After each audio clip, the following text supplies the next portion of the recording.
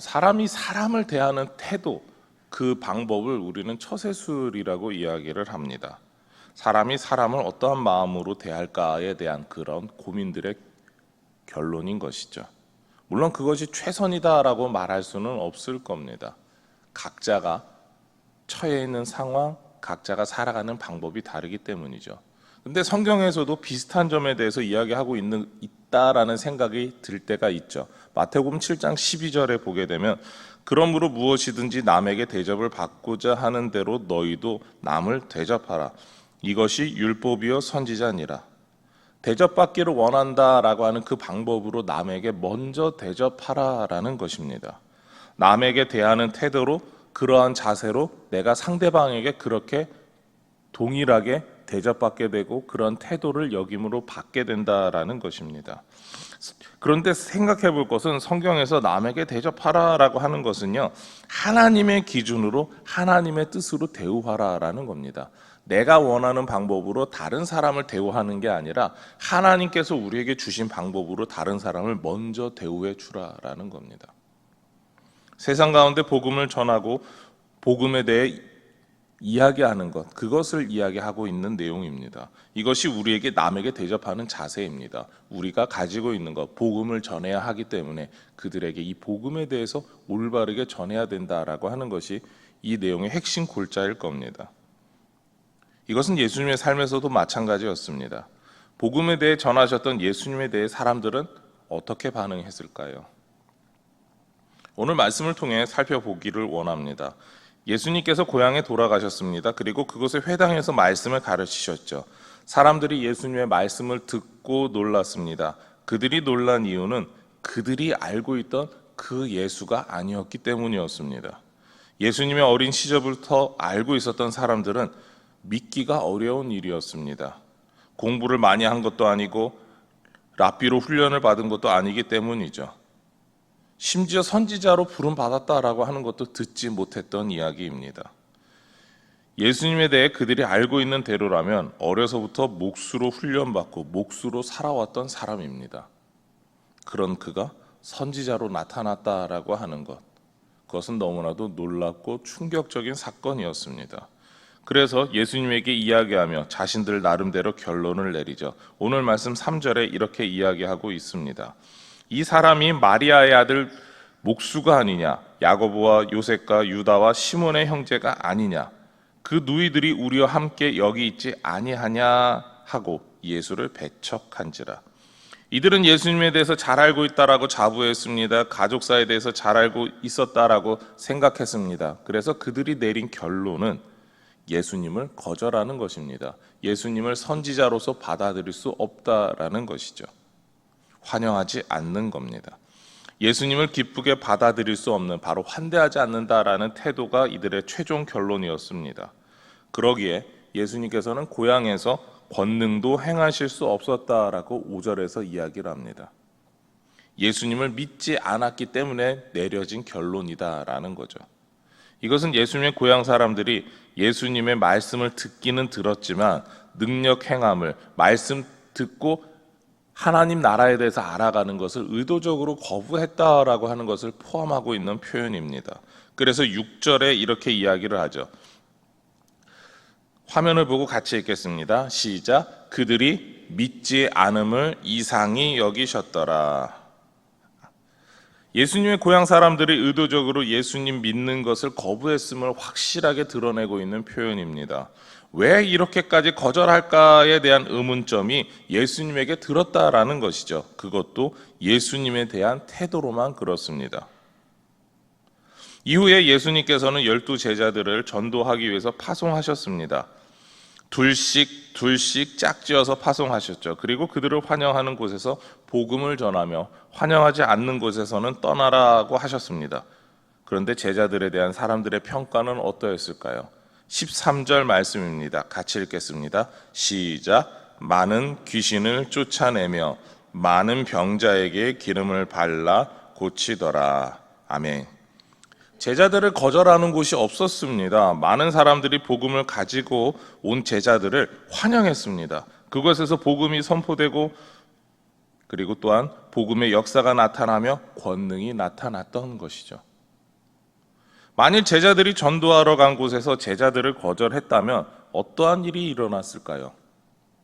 아마 제자들은 예수님의 가르침에 따라 이렇게 행동했을 것입니다. 11절인데요. 어느 곳에든지 너희를 영접하지 아니하고 너희 말을 듣지도 아니하거든 거기서 나갈 때에 발 아래 먼지를 떨어버려 그들에게 증거를 삼으라 하시니, 영접하지 않고 복음을 거절하는 곳에서는 발 아래 먼지를 떨어버리라고 하는 것입니다. 그런데 제자들은 발 아래 먼지를 떨어버린 일이 있었다라고 말하지 않습니다. 전부 환영했다라는 거죠. 거절하는 곳에서 직접 먼지를 떨어버린 사람을 성경의 다른 곳에서 찾을 수 있습니다. 바로 사도 바울입니다.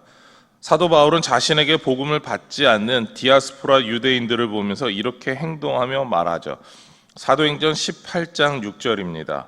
그들이 대적하여 비방하거늘 바울이 옷을 털면서 이르되 너희 피가 너희 머리로 돌아갈 것이요 나는 깨끗하니라 이후에는 이방인에게로 가리라 하고, 바울은 실제로 먼지를 떨었는데 옷을 털었습니다. 발을 털었다는 것보다 더 적극적인 행동을 뜻하는 거죠.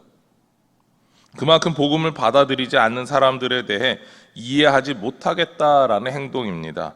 구약 성경의 시대부터 먼지를 턴다라고 하는 것은 저주한다라고 하는 의미로 자주 사용되었습니다. 결국 복음 받아들이지 못하는 너희는 하나님의 저주를 받을 것이다라고 하는 경고의 메시지인 것이죠. 만일 우리가 전도하면서 복음을 거절한다고 먼지를 터시지는 말기 바랍니다. 우리는 속으로 사람들을 저주하기 위해 먼지를 털러간 사람들이 아니기 때문이죠.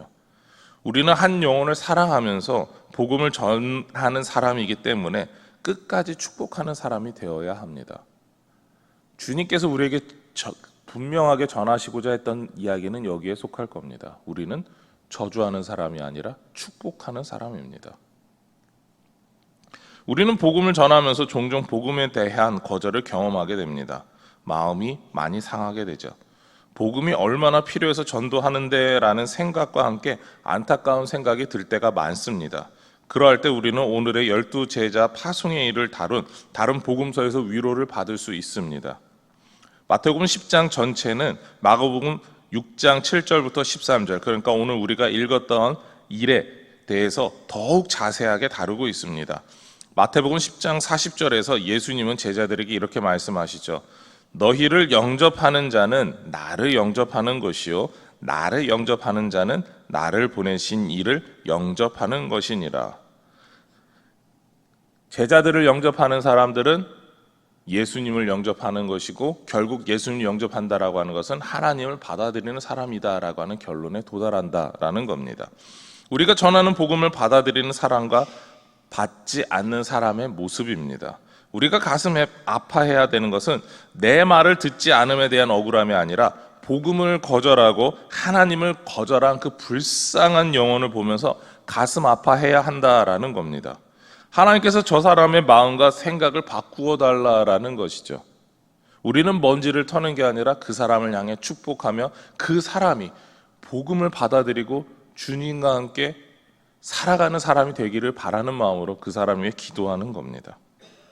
예수를 구주로 영접하고 복된 사람이 되게 해달라는 것이죠. 오늘 예수님과 제자들을 향해 제자들을 통해서 복음을 거절한 곳과 받아들인 곳의 차이를 보았습니다. 복음의 능력은 복음을 받아들이고 환영한 곳에서 나타나죠. 우리의 삶에서 나타나는 복음의 능력은 우리가 복음을 받아들인 것 때문에 나타나는 것이고, 주변에 함께 복음을 받아들인 사람이 있어서 주시는 은혜인 것입니다. 날마다 복음의 능력이 나타나기를 위해 기도하시는 여러분이 되시기를 소망합니다. 무엇보다 복음을 거절하는 사람을 사랑하는 마음으로 복음을 전하고 복음 안에 함께 예배하는 사람이 되기 위해서 기도하시는 우리 모든 동북교회 성도님들이 되시기를 소망하며 축원합니다. 아멘. 우리 화면을 보시고 기도의 제목을 같이 읽도록 하시겠습니다. 복음의 능력이 나타나는 복된 성도의 삶을 살게 하옵소서. 우리의 삶의 현장이 복음을 환영하는 곳으로 변하게 하옵소서. 아멘. 기도하시겠습니다. 하나님 감사합니다. 주님께서 우리를 사랑하시고 주님의 복음을 주셨습니다. 이제는 우리의 삶에서 복음의 능력이 나타나게 하여 주시옵소서. 그런 복된 성도의 삶을 통하여서 우리 주님을 증거하게 하여 주시옵소서. 그리고 우리의 삶의 현장을 통하여서 우리의 모든 삶의 현장이 복음을 환영하는 곳으로 변하게 하여 주시옵소서. 우리 가운데 복음의 능력이 나타나고 예수 그리스도를 구주로 영접하는 사람들을 만날 수 있는 복된 은혜를 허락하여 주시옵소서. 이 모든 것 예수님의 이름으로 기도드립니다. 아멘.